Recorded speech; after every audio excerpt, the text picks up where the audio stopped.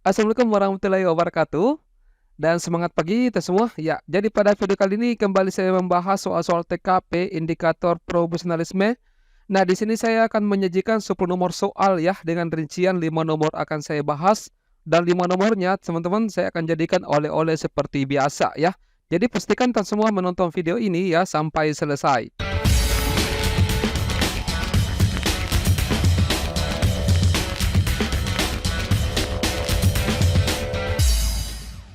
Ya, namun seperti biasanya saya tidak langsung membahaskan soal-soalnya ya, teman-teman. Saya memberikan kesempatan kepada kalian semua 10 detik untuk dicoba dipahami terlebih dahulu soalnya. Kalau misalkan mau dikerja-kerja dan dirasa tidak cukup waktunya, videonya bisa di-stop ya untuk dikerjakan ya. Baik, saya jalankan waktunya ya, teman-teman. Silakan dikerjakan.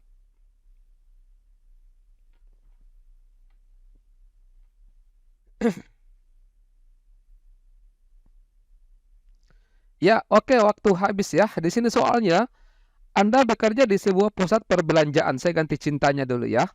Nah, di sini soalnya Anda bekerja di sebuah pusat perbelanjaan. Nah, suatu ketika keluarga Anda datang untuk berbelanja di saat Anda bertugas. Nah, di tengah aktivitas itu, berbelanja ya, keluarga Anda ini tidak sengaja merusak fasilitas yang ada di toko Anda.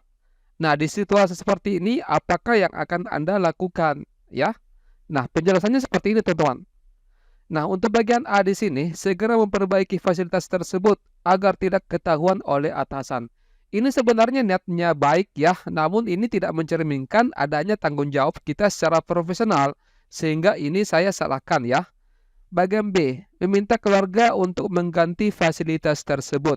Nah, ini sebenarnya ada tanggung jawab, namun kita harus berpikir bahwa jangan sampai kita justru merasa canggung dengan keluarga dan membuat kita merasa tidak nyaman ya, sehingga ini juga bukan jawaban yang tepat.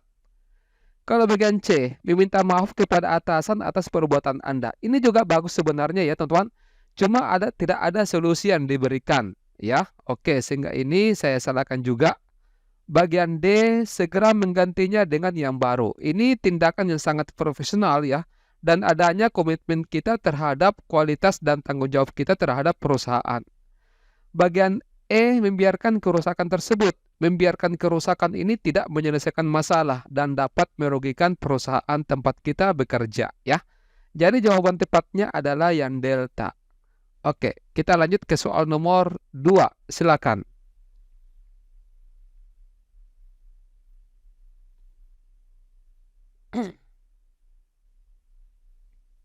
Ya, oke, waktu habis ya.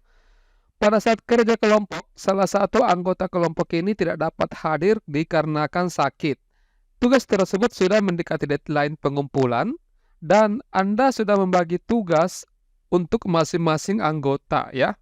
Nah, namun karena teman Anda sakit, ia tidak bisa melakukan tugas yang diberikan kepadanya. Nah, apakah yang akan Anda lakukan? Ya, untuk bagian A, memberikan tugas tersebut kepada anggota kelompok saya yang lainnya yang tugasnya tidak terlalu berat.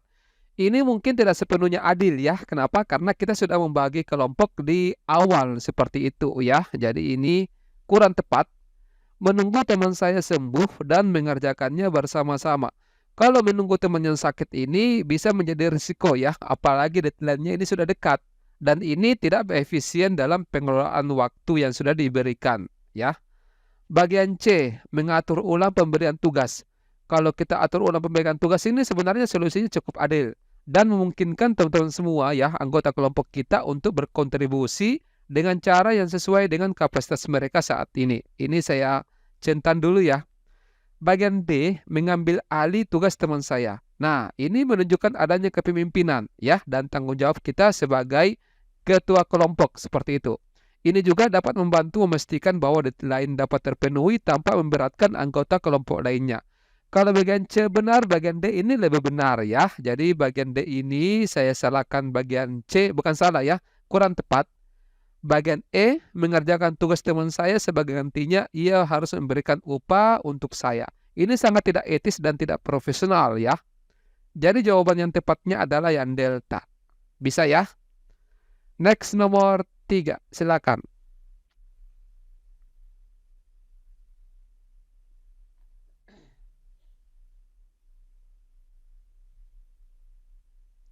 Oke, nah di sini soalnya, Anda mendapatkan tawaran untuk mengikuti pelatihan selama kurang lebih 2 bulan ya. Pelatihan tersebut hanya diadakan setiap hari Minggu, yang artinya Anda harus mengorbankan hari libur Anda. Nah, apakah yang akan Anda lakukan? Ya, kalau bagian A menerima tawaran tersebut dengan antusias. Ini artinya menunjukkan kita memiliki sikap positif ya terhadap peluang pengembangan diri. Apalagi ini kan pelatihan untuk kita ya. Oke, bagian A ini. Kalau bagian B menerima tawaran tersebut karena atasan yang menawarkan. Ini ada kesan ya, sebenarnya ini ada rasa tanggung jawab kita terhadap atasan ya. Tetapi keputusan yang kita ambil ini ya hanya berdasarkan karena atasan ini ya, bukan karena ya tidak adanya pertimbangan atas kesembahan kita ya. Apalagi ini diadakan pada hari Minggu yang notabene ini biasa kita gunakan sebagai hari keluarga ya. Oke, jadi ini saya salahkan. Mempertimbangkan positif negatif ya kesempatan tersebut sebelum memutuskan. Ini menunjukkan pendekatan yang seimbang dan bijaksana ya dengan mempertimbangkan apa manfaat dan dampak dari keputusan kita. Jadi ini oke ya, meminta pertimbangan keluarga terlebih dahulu. Ini menunjukkan ya kita memiliki tanggung jawab terhadap keseimbangan kehidupan kerja dan mempertimbangkan dampak keputusan pada kehidupan pribadi. Kalau saya teman-teman ini yang paling tepat ya dibanding B dengan A dengan C ya. Oke, ini saya langsung gugurkan. Kalau bagian E menawarkan kesempatan tersebut kepada rekan kerja yang lebih membutuhkan. Ini sebenarnya niatnya baik ya menawarkan kesempatan tersebut tanpa mempertimbangkan dampaknya pada diri sendiri. Ini bisa menjadi keputusan yang kurang efektif. Apalagi kalau kita rasa ya pelatihan tersebut ini sangat bagus sebenarnya untuk kita secara pribadi. Jadi ini juga saya gugurkan sehingga jawaban yang paling tepat adalah yang delta. Oke, next nomor 4 ya, silakan.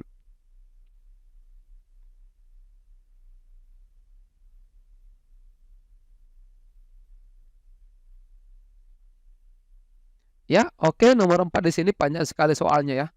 Anda adalah badan pengawas pemilu di desa Anda ya. Suatu hari ketika perhitungan suara selesai, Anda sudah mengetahui kandidat yang terpilih dan akan diumumkan keesokan harinya.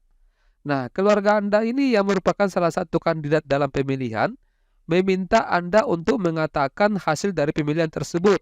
Ya, sebagai Bawaslu, Anda sudah mengetahui bahwa ia adalah kandidat yang terpilih. Ya, nah tindakan yang akan Anda lakukan untuk menghadapi keluarga Anda adalah, ya, kalau bagian A, memberitahunya dan mengucapkan selamat kepadanya. Ini bertentangan dengan integritas ya proses pemilu, ini salah.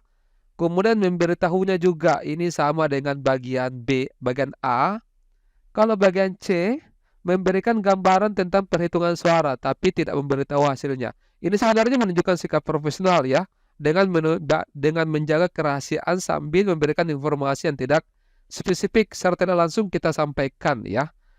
Kalau bagian D, memintanya untuk menunggu pengumuman esok hari. Ini adalah opsi yang paling sesuai ya, karena menjaga prinsip kerahasiaan dan integritas pemilu ya. Ini benar sebenarnya, tapi ini yang paling tepat.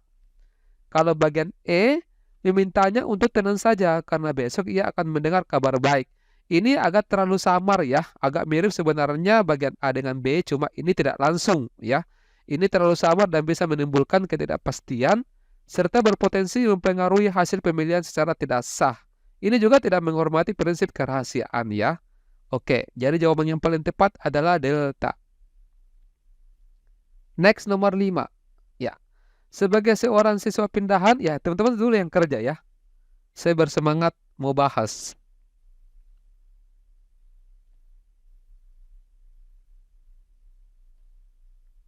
Ya, oke. Nah, di sini soalnya sebagai seorang siswa pindahan, Anda tidak mengetahui bagaimana kondisi dan situasi di sekolah baru Anda.